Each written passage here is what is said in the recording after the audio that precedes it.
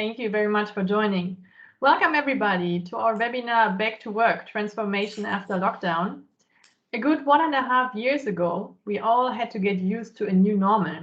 Corona had changed the world and the working world also felt drastic effects. Since then, most of us have been working from home offices and appointments would only take place virtually, like this webinar today. Fortunately, Corona seems to be banned currently.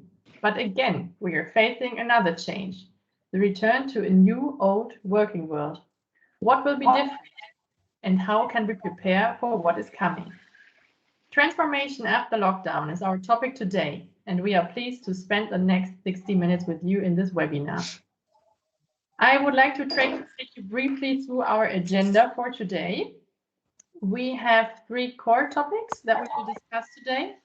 One is the change that we're all facing and that will affect us all. Next, we will go into the performance of the workforce. And last, we will have a look at culture and how it has changed in organizations. For all topics, we will be using the results of our pulse check that you all filled in when you registered for this event. I am proud to present our panel team for today's webinar. Dr. Simon Sagmeister, hello Simon, founder and managing director of the Culture Institute based in St. Gallen and partner at the Science House in New York. Oliver, is Oliver still already here? I haven't seen him. Good morning. Yes, Oliver, you're here. Oliver Pradelles, Head of Culture Evolution at Airbus Defense and Space. Albert Koblbauer, Senior Project Manager at H&Z Management Consultancy. Hello, Albert. Good to have you. Very good morning. And Philipp von Boot, Senior Trainer and Moderator of today's webinar. And myself, Eva Vogt. Before we start, I would like to share some additional organizational information with you. Please be informed that we are recording this webinar. We will be happy to share the documentation afterwards. I can only encourage you to post your questions and reactions by raising your hand in the chat during the webinar. And if there is time between the slides, we will answer to your questions immediately. Otherwise, we will give them space in the Q&A session in the last 10 minutes. All participants are muted. Please unmute in case you would like to join a discussion. And now enjoy listening. Perfect. Thank you very much. From my side as well, a warm welcome to all of you. We are experiencing interesting times. I've been interesting all the time, but at the moment, it's COVID-19 again has shown us that we are living in a very VUCA world. Now, VUCA is a term that comes out of the military, the US military, and VUCA stands for the people that might not be that familiar with the acronym, stands for volatile, uncertain, complex, and ambiguous kind of environment and world. And if nothing else, COVID-19 has shown us, yes, things can happen and change very, very quickly. And if you look over the last 15 months, where it all kind of folded out, it had massive impacts. Yes, it had a massive impact on our private lives, but also on business lives. And although some industries thrived, if we just look at online collaboration tools, obviously at the time of their life, lots of other industries had massive recessions. If you compare online tools towards travel, for example. And the crisis has affected business in lots of different ways. Manufacturing, if you can't produce anymore due to shortages of distribution or labor can't come even into the business.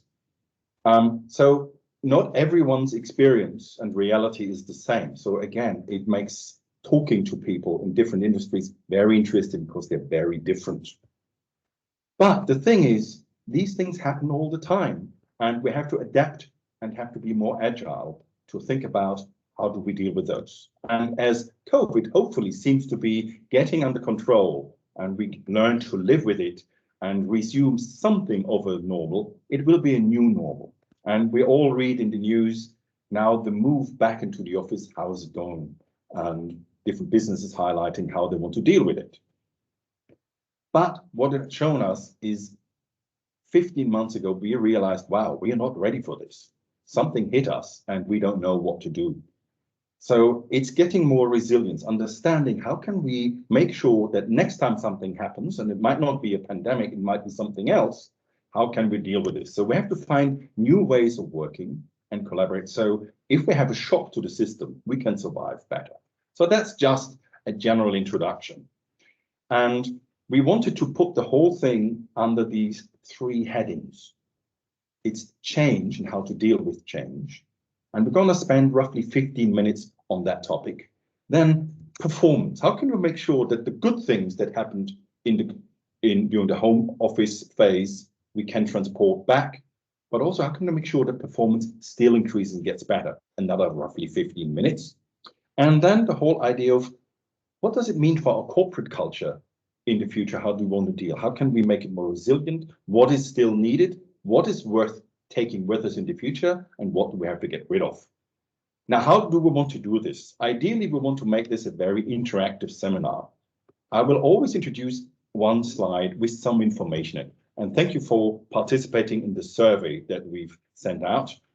And we look at some of the things that are floating around in business, surveys being done and reports being done by various bodies.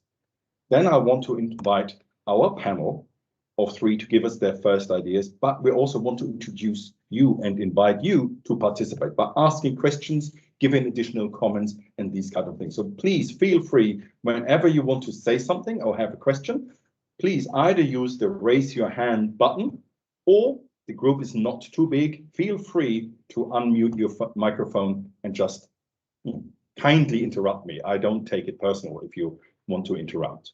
But now let's get started. Change. Yes, coming back to the office bears quite some change. We tend, or some of us got very comfortable with, oh yeah, it's quite nice at home, right?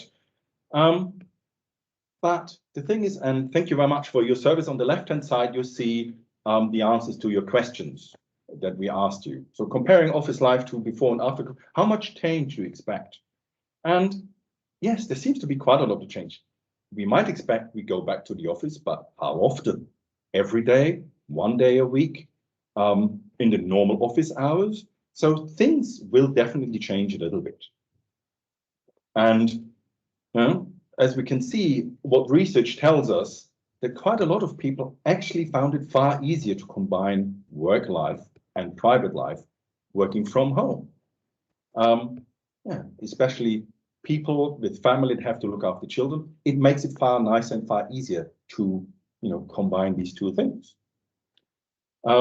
Also, going into the future, most companies in a B2B environment expect there's far less face-to-face meetings, negotiations, meetings. Maybe we don't have to congregate, travel somewhere, but do it remotely. And with that comes more digitization and everything else. The interesting bit is when we ask you, what are the biggest challenges your company is facing after the end of the COVID lockdown? And with a far, far ahead, notice, revitalizing business culture. We all moved out of business very quickly. And suddenly what made our business became a kind of idea that was dormant. And revitalizing whatever you had in regards to teamwork, corporate identity, all these kind of things, we might have to rebuild, revitalize, and maybe again, challenge ourselves, ask what's worth keeping, what we want to chuck out. Alignment expectations from employer and employee, whereas the employee might say, you know what, I want to stay at home. As they say down here, every second person wants to stay in the home office, with the expectation of the business to, no, we want you back in the office. And we can see it at the moment in the news playing out. Managing office space, do we need as much? As you've read in the news in London, will we reduce office space? Do we need as much space as we had in the past? So lots of things happening, lots of change coming up.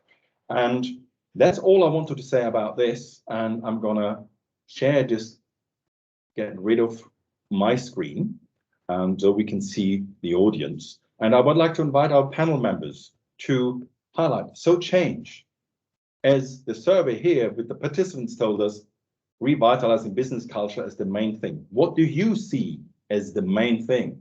So Simon or Oliver, if you want to go ahead. So what's the main change? What do you expect? We already have a raised hand by a participant. Yes, I've seen that. Do you want to take that first? I'm happy to take that first. And only for my clarification, if you're talking about people want to stay in the home office, are you talking about fully stay in the home office or partly stay in the home office? I think that's a big difference. Absolutely, very good question. So the research that we looked at, and that was from Avant-Garde, it says at least partly, it's not fully 100% home office. Where it will, and the research, they said so 50-50, they would like to have a good balance. But I think what's more crucial is they want to have the power to decide when they go into the office and when they're staying at home. Not like, and we've seen some muted saying, okay, you have to be in the office on a Monday, Wednesday, and Thursday. On a Tuesday and Friday, you can be at home. And I think that's where it is. We still have to find. But to answer your question in a simple thing, it's not meaning no 100%. They mean no, we want to have some part of a meaningful part of our work life in the home office. Did that clarify your question? But thank you very much for clarification. Absolutely, thank you. Perfect, good. Now, Oliver, Simon, what's the biggest cultural change? What's the challenge you think in regards to change? I mean, Philipp and Eva, thank you for having me here. I'm really excited to talk on this interesting topic with such a great panel, but also such an interesting audience. And I guess everyone's an expert in what has happened the last 1.5 years. And if we look ahead, it might be worth quickly reflecting on what has happened. I think that the change that we saw in 2020 was an abrupt change, and we noticed two things. First of all, the change was relatively easy because it seemed without alternative. So companies found it quite easy to adapt to the new normal. They could do things that they wouldn't have thought is possible. And what they experienced was that first everything went well, and it was sort of a honeymoon phase. Like they were proud how quickly they got into a remote work setting. I remember one CEO who was very skeptical towards home office. He told me he's shocked how well this is working. And from our experience, this phase lasted like all over summer. And then suddenly it changed. Then after the honeymoon phase, the hangover phase appeared, that people realized, okay, just because we don't see the problem doesn't mean that there aren't any problems.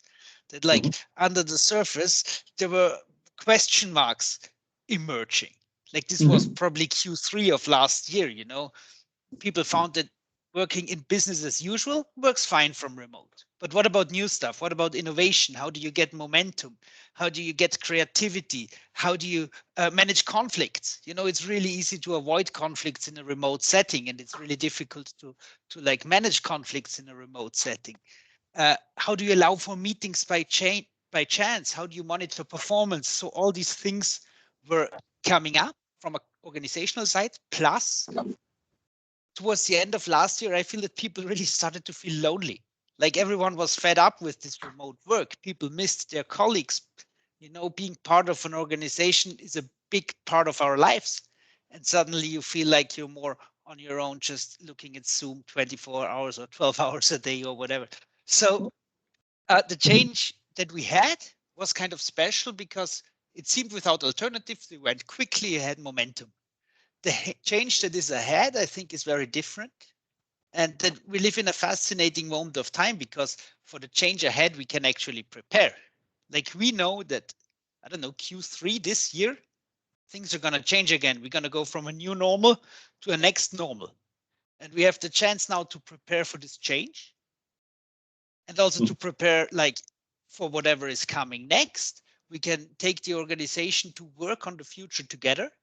And we see many companies do that. I recommend that. Get people together, reflect on what has happened.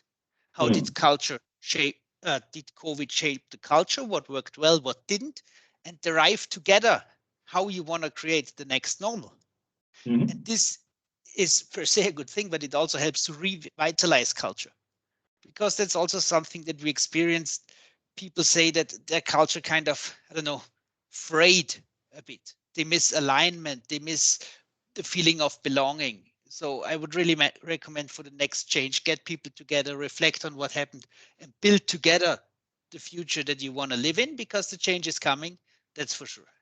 Perfect. Thank you very much, Simon. Before I invite Oliver and Albert to share things, I would like to pick up on what you said, is the change and the experience of when the change came, people were surprised how quickly they could adapt. And then also the feeling in the next phases was, yeah, it seems okay, but the problem is, how do we deal with innovation? How do we deal with teamwork? And then this frustration, we're still in home office. Where do we go? I would just like to open up to all you participants. Can you mirror what Simon just said and say, yep, we felt very much the same in our organization. It was very similar. Or do you have different experiences? So suddenly going into home office and having to shut down operations, how did that feel to you? Did that go well?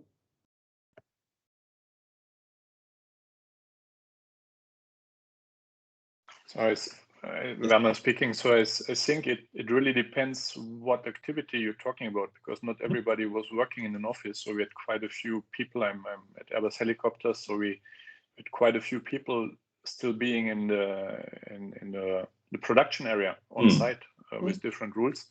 So we had quite a heterogeneous landscape of people from one day to the other being in the home office, some being obliged, even under the new hygienic circumstances and protection measures, masks and everything, distancing, all the measures to put in place to still continue, even under this risky situation where at the beginning nobody knew what's going on and what level of risk you're really exposing yourself to.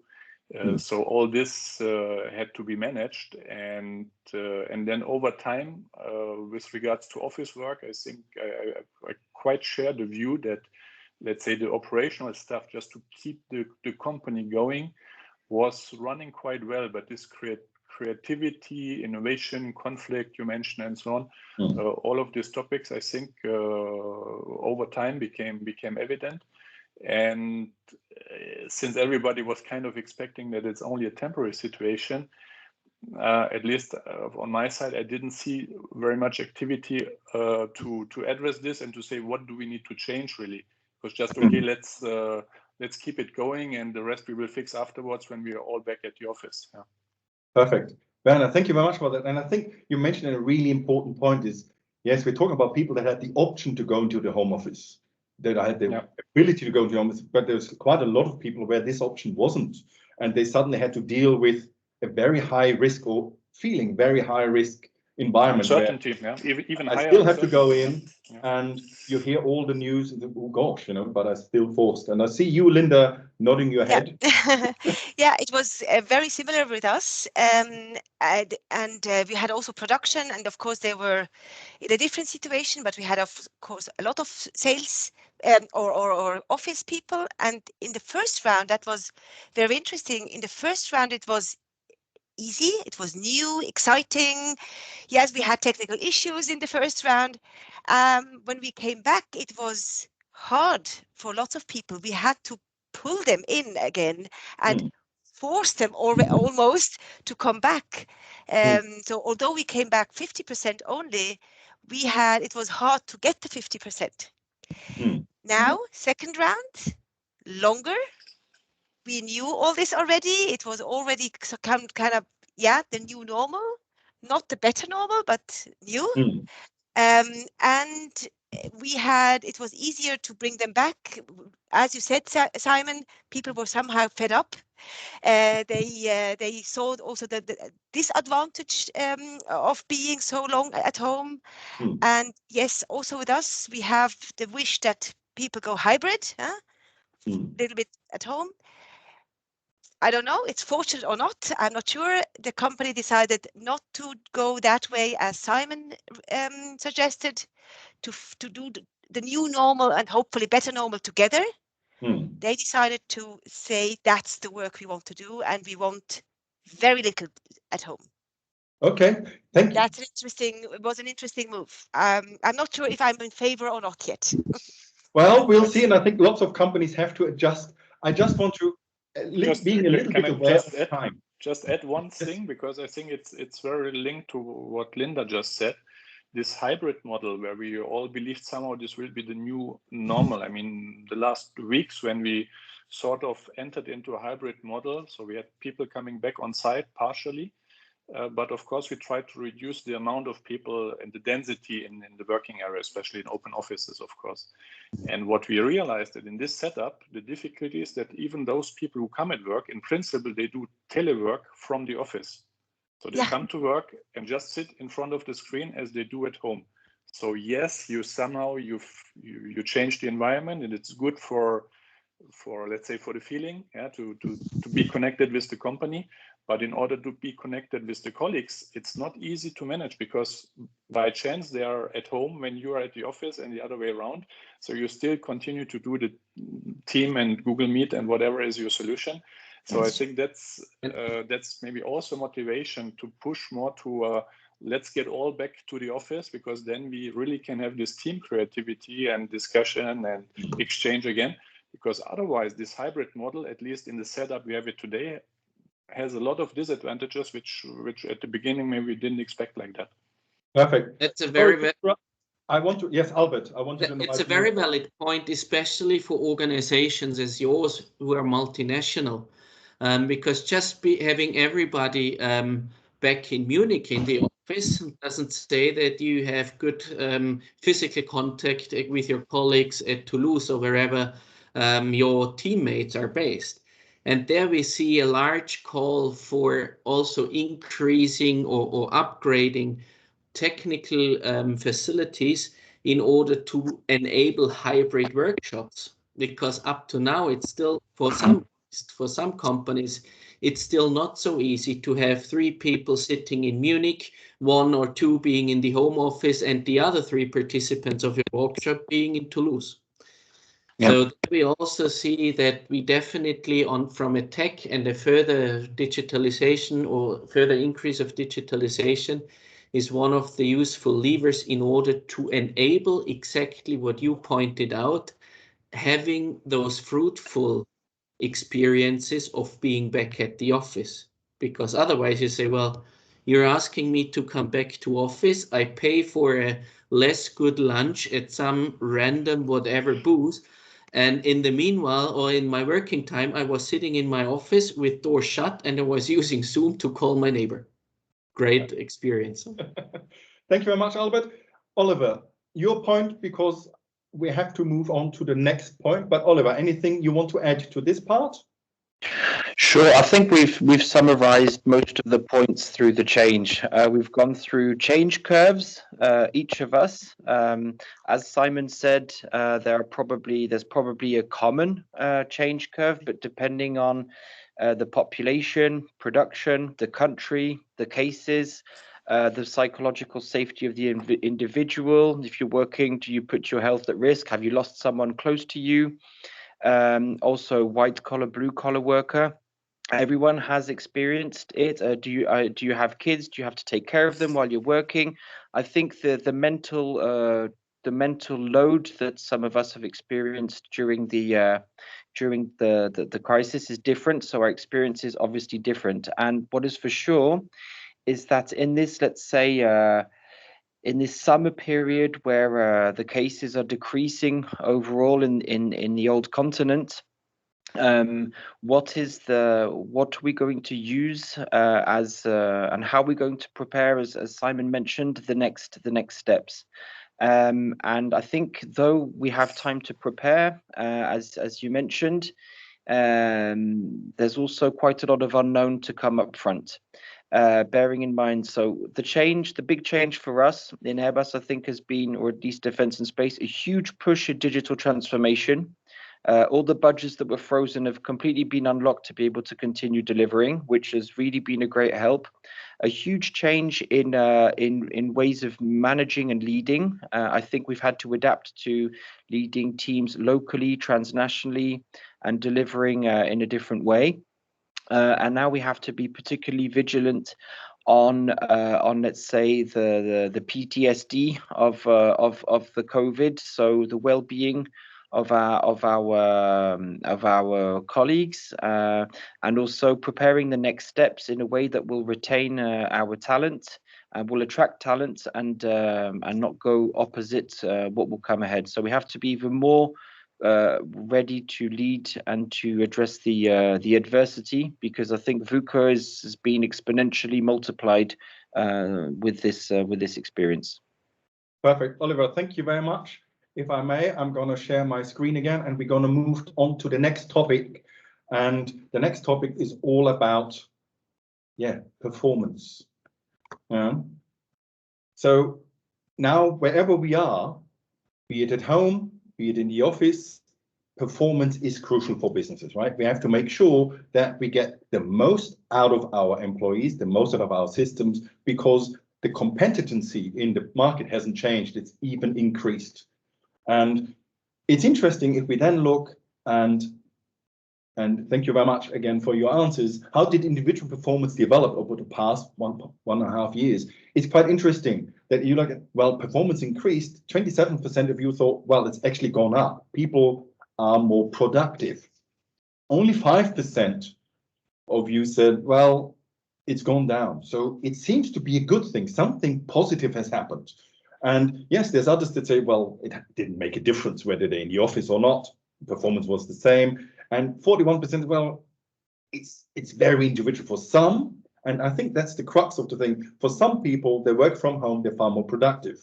But we all know of the 1 or 2 people that they're working from home, we feel, what are they doing? Are they as productive? But it seems that overall, home office is not as bad as it might have seen in the past, where you said, well, I have to see my people work. If I can't control them and I can't see them, obviously they're not working.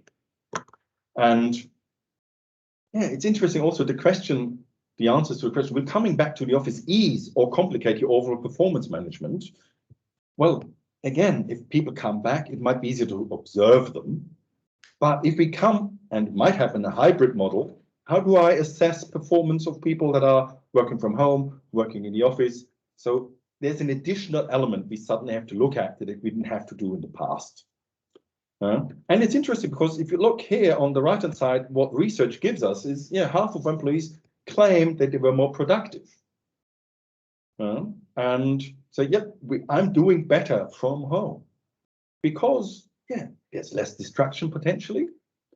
But then interestingly, young people or younger people say, no, I don't want to work from home. I want to go back into the office. I feel more productive. It might have to do with something to actually get to know the company, really start the work life. And we had this experience in our business. Some people joined us during the pandemic. They've never seen any of their colleagues, only through Zoom meetings. They never could build that bond that might help with their performance. So transparency is crucial. And if we look at the last point here, successful post-pandemic performance management, transparency is crucial. A feedback culture, people development, metrics and KPI alignment. I mean, these are the things that have been important all the time, right? No matter what. I mean, everyone's been preaching these are the things we should do. And now it highlights again, it's even more crucial right now. And for this, I just want to open up again the discussion. And maybe this time, Oliver, if you want to start performance, actually, what are your points on those? Definitely. I think following my comment just before around change, I think a couple of points. The first one is that there's an additional layer of complexity, and it's highlighted it, is that we need to manage performance, but also measure performance in a holistic way. And I think some companies or industries, at least mine, has a very set model, work on site, measure on site, etc., with a few international teams. What is highlighted is that you have to measure performance and manage performance in the complex way. So either remotely, on site, with company metrics. So funny enough, our division performed better during the COVID than in the past 5 years versus some other divisions in the company that were more hit. So we have also feedbacks from the employees that we did on regular basis, and we noticed at the start they were very happy. But that going forward, we felt a bit this hangover part. So we need to manage performance not just with annual interviews and company EBIT and cash flow, etc. We need to manage also performance, probably bringing it, adapting it to the type of work of the individual or in the team, with OKRs or on the deliverable, and not just yours next to me and you say yes and you do and you see. So this is something we've really noticed. So we need to have the tools and the means to be able to measure and to follow the performance on a regular basis. On the other, I think that's the key part regarding performance, and then providing the means to the leadership to be able to be comfortable with this, because some and the workforce. That's the key part. The last thing, what we've done regarding performance is, during this period, we have asked each team to think about how they perform best, what is their best recipe. So we've given them the blocks and then provided them team talks for them to prepare what is the best recipe, because I think what we've learned is that there's no one size fits all, and it's more complex than previously. So we need to give the frame at least and the ingredients for the performance to happen. Perfect. Thank you very much, Oliver. Albert, if I may invite you, your comments. By the way, audience, if you want to add something, either put it down in the chat or raise your hand. Thank you very much. But Albert, please go ahead. I fully agree, Oliver. And the thing is, if we look at it from 2 points, or if we split the topic on business performance management and personal performance management. On the business side, we all know that, triggered by COVID and all the uncertainty that arose and that we are still confronted with, the C-levels, the strategy departments, they will all be sitting every now and then in order to recheck, is our strategy fit? Do we do the right things, and so on? And then, as always, also pre-corona, the question is of how to get those adjusted, updated targets or whatsoever into the teams. That's the big question. As said, not just now, but it was before. But now we have a great chance. We now have the chance of changing the way we communicated and we share targets up to now. And it is the chance to increase participation of people. And you already brought it up, OKRs. That's one of the great means where you can share targets and where you can get teams to work on their targets within a set framework. So this not just increases the commitment by the people, but also your chances as a management team to ask for the delivery of what those teams have developed themselves. So, and the next thing is, you also can kind of get your culture, or start to boost your culture, because the people can involve themselves, they can get engaged themselves, they get a higher feeling of belonging, and also the feeling of, great, even though Airbus or whatever big organization, I can participate, I can contribute, and already in the design phase, not only later on in arguing why I delivered or did not deliver. That's probably the business side. And if we check on the personal side, especially for large organizations, adjusting the HR systems as quickly as needed now is often simply not feasible. And also with the different legal things and the standards dictated by Corona on various locations, it may differ again. So I think there we need to come to systems, and what we see, our customers that have a very people-centric performance management, they do quite good right now. So people-centric could be, for instance, that you pay much more attention on the self-evaluation of the employees, and then balance it with what you surveyed out of your whatever systems are applied. And with the delta of it, you then start shaping a development plan. So that's something where your colleagues also get much more feeling of being heard, of being paid attention to.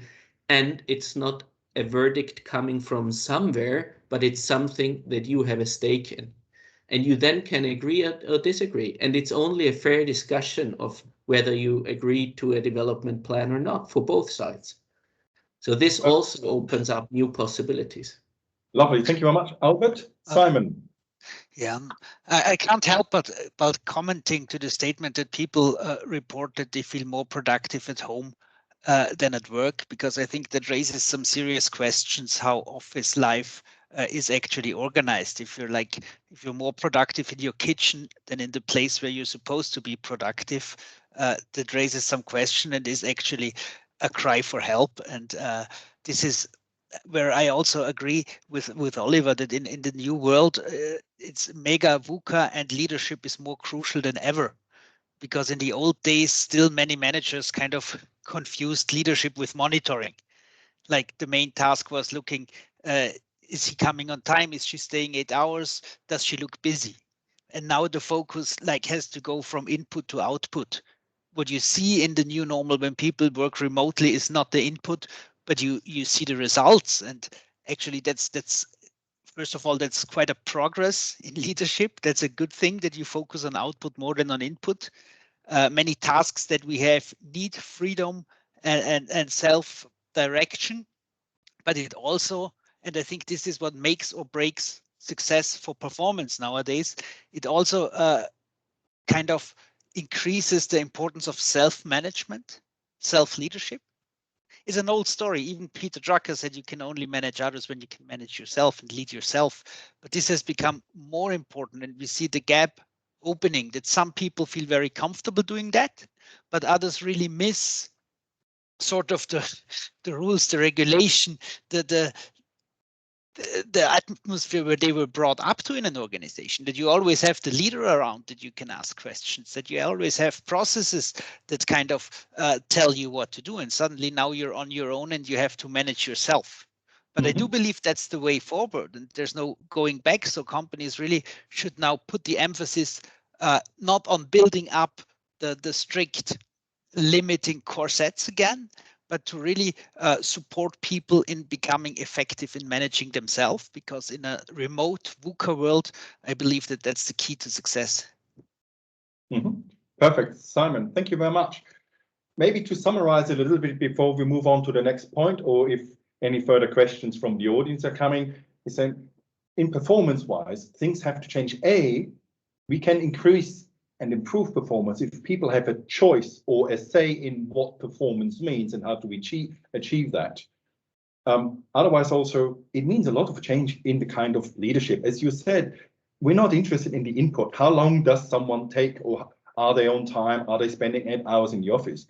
I couldn't care less. The result is the far more important bit. What's the outcome? Are we achieving what we want to achieve? And I think that means a lot of change, but that will help drive performance no matter what it is. And turning an employee in someone that's self-organized, self-target set, always within a kind of framework of what's achieved in a group. But that means a lot of change. It also puts a lot of effort and a lot of pressure on the employee themselves, because they're not told, do this. They're told, that's how we want to achieve. That's the result. How do you want to achieve it?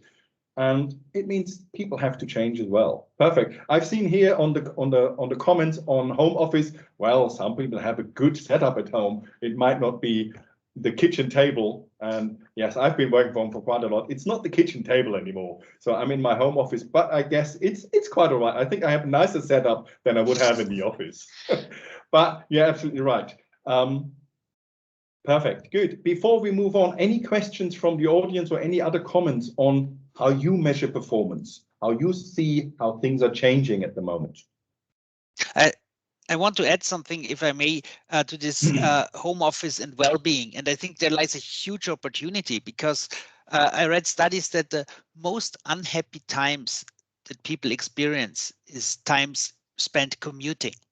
So alone saving like 1 or 2 hours every day to commute to work saves you 1 or 2 very unhappy hours. So of course, there's a lot of well-being potential in having a well-working remote home office infrastructure and the possibility to do that.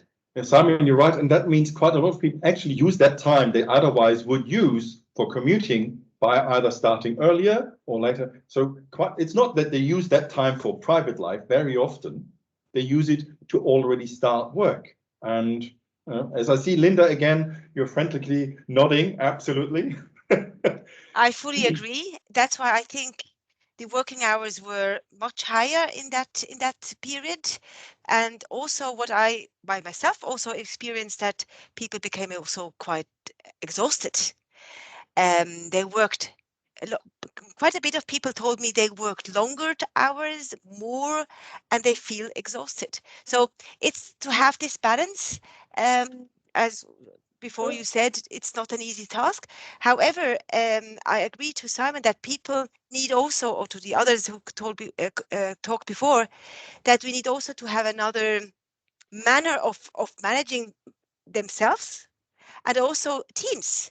So hybrid, it's not that easy to be, partially at home and not far away from the manager if you were used to take the orders somehow from the manager. That's another culture. That's another aspect. So if you want to change, we need, yes, you are right, a lot of changes. And we need to initiate this now, not next year, not in 10 years. Perfect.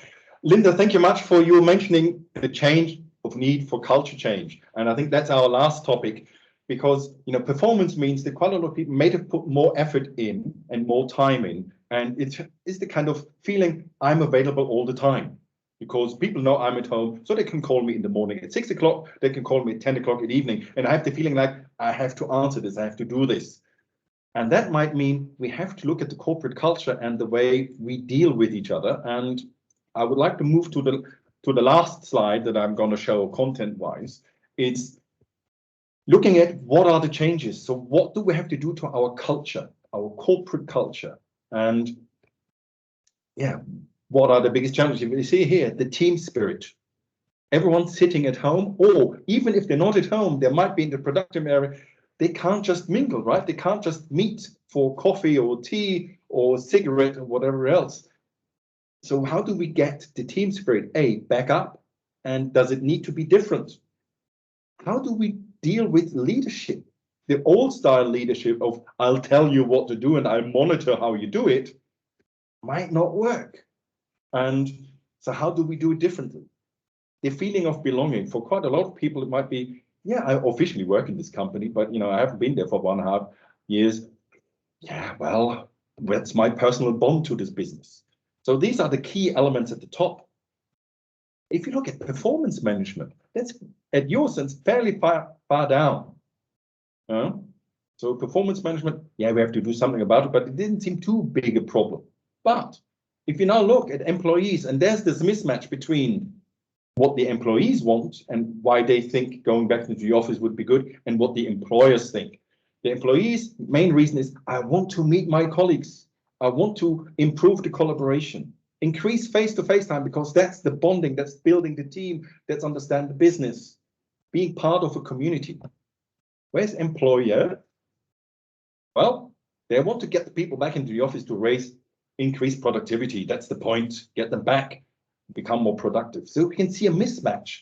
And that's all I want to say about these slides in that sense, and really invite back culture change.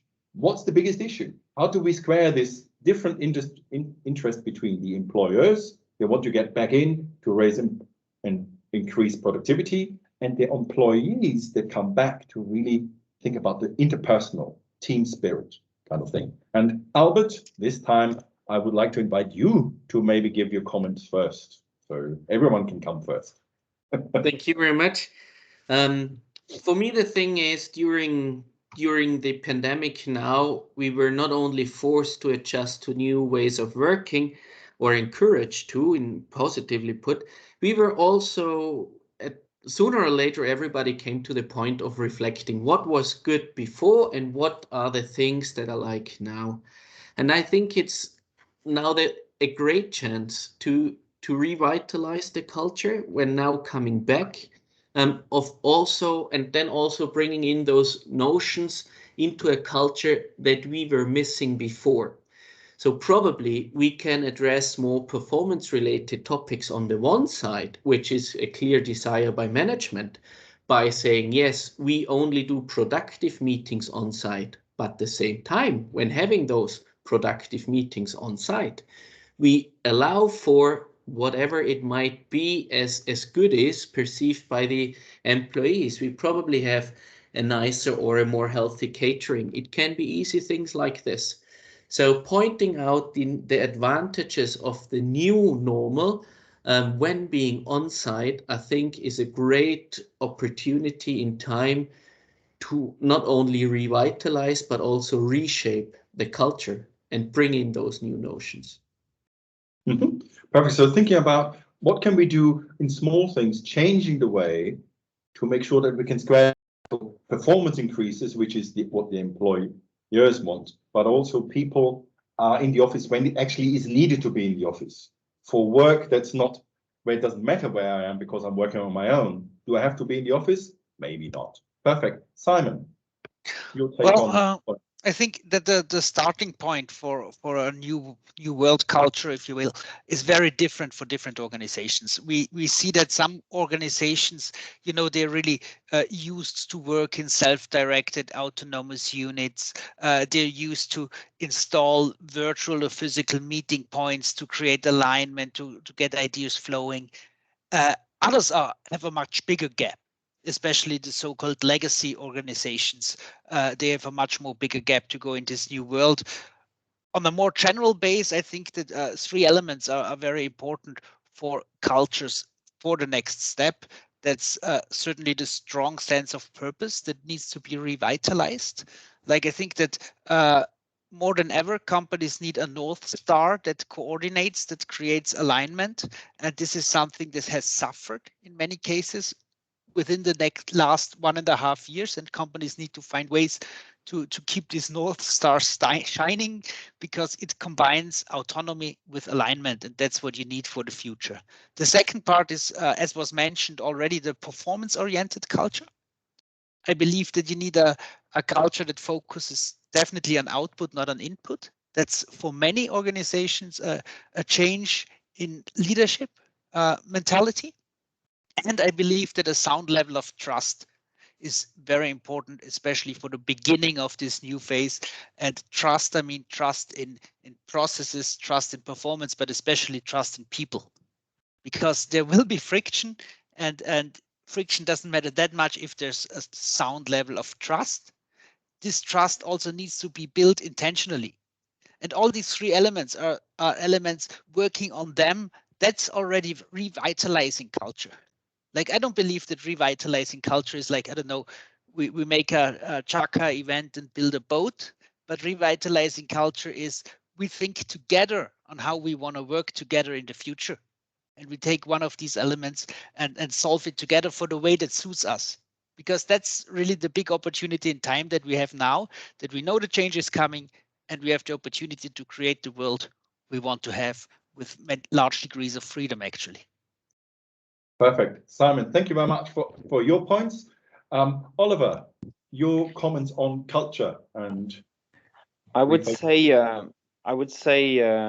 first of all, it's about balance, and the second point around empowerment. So linked to what you were saying, Simon, around trust.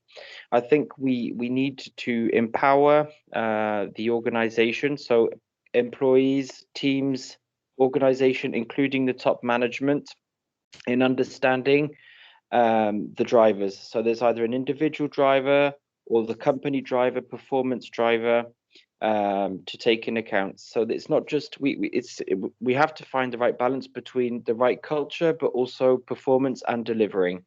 And by bringing the data and going through this change journey together, taking into account every single stakeholder or stakeholder group to cater for what they need. So reassuring top management and the company that the performance is there, but also explaining or giving meaning to the people that it's not just the culture, the well-being, but it's also performance is part of the output, is part of this. So really empowering everyone and the trust part to say, all right, let's try, let's measure, let's see how it goes, and let's plan, do, check, act, but not on long phases. We're going to have to be very nimble and adapt as we go quickly at the exit of the crisis.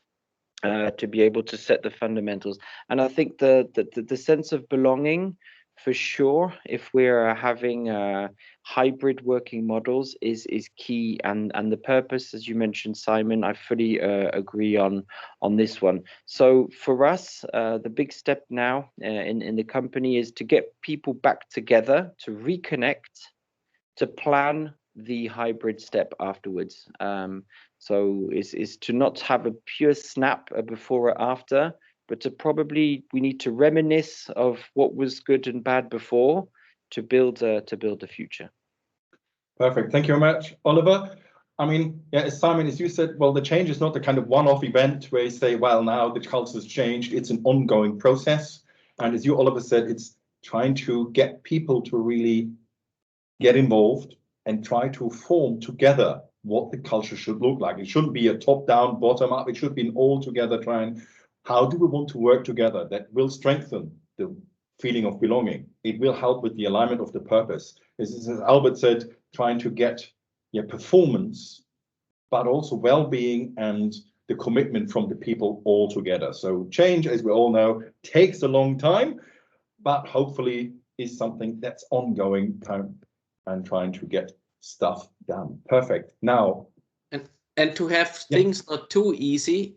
I mean, the world is still VUCA just because for the time being restrictions are relieved.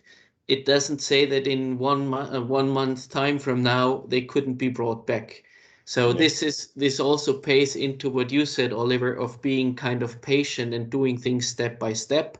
And not and also not raising the expectation that in July we will have this world famous annual summer party on site where everybody can mingle up again. So it is a step-by-step approach, and we need to get the basis done so that people also can have this joyful and good experience being back on site.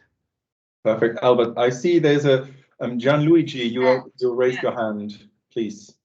Yes, just a small contribution from my side. I share with you a lot of research on the subject, and I would like to build upon the idea that culture is a long-term program. In fact, it's not something that you can change from morning to the afternoon.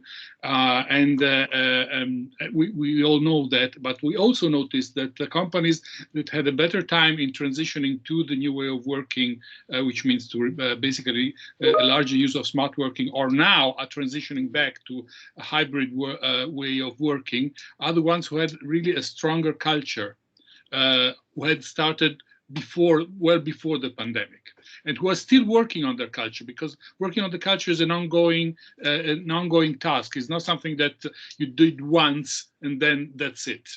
It's like working on the company image. It's not something that you can do only once in a while. In this just to add on what Oliver was saying, I don't see so much a contrast between working on the culture and working on the performance. On the contrary, there are pots of literature that state that working on the culture actually increases performance. So it's not that if you work on the culture, you have to leave away performance. It's actually one way of achieving a better performance is by looking after culture. And one final point, which I believe in very strongly, this is why I wanted to add it to the debate. You talked about trust. Trust building, like accountability, are like the holy grail that everyone is looking for when it comes to hybrid work models. Now, I've been working a lot on this subject with clients. I'm a consultant on this, and we always work on reliability, honesty, perception of competence, credibility. All these things add to layers of trust. But after so many years of working on trust, I found out that there is only one secret ingredient that I wanted to share with you, which is actually closeness. And closeness, by that I mean, as Simon Sinek says, or even Brené Brown, showing some vulnerability. And it is a long journey, because it means abandoning our armors and showing how we really are. But it is really the ground stone on which to build a new house of trust that can help improving culture. Gianluigi, thank you very much for your point. I absolutely agree. It's kind of, we have to become human to be able that others can trust us. We can't be the superhero that's perfect in every shape or form. That will not help long term. Perfect. So I've seen, thank you very much. There's some very long comments. One from Denise on, yeah, I mean, working from home, not having to commute means I have far more time and flexibility to deal with my family, which nowadays for quite a lot of us, and it's the burden is primarily on women to really look after the family. It makes work-life balance far easier. Absolutely. We wanted to, and I know we're close, very close to the end, but nevertheless wanted to ask you if there's any further questions you either want to address to Simon, Albert, or Oliver, or otherwise. Nicole, you've been the fastest, the quickest to raise your hand. Yeah, thank you very much. We did speak about a lot of topics, and I fully agree with you. I'm just questioning what does it mean about strategy life cycle? So is it really possible to have a strategy life cycle of 4 or 5 years and just reassess, or how do you see this point? And if I may, I think that's a very industry-specific question. Insurance groups by trend will have longer lasting life cycles than FMCG, for instance. But in any case, the big challenge for strategies now is to accommodate more and more room for flexibility, which flexibility and strategy is a conflict in itself. And I think it will come back to what Simon said before, the topics around North Star. Building a vision which is inspiring to everybody, whether it be the colleague from R&D, whether it's the colleague from sales. So something that is achievable, like Volvo did with 0 fatalities and stuff like this.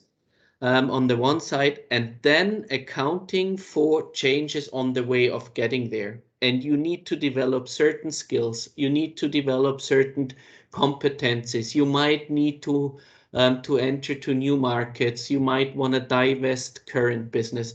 So, but having this North Star gives you then a bit more flexibility on getting there. And I think those are the tricks that that will help to integrate flexibility into strategic work.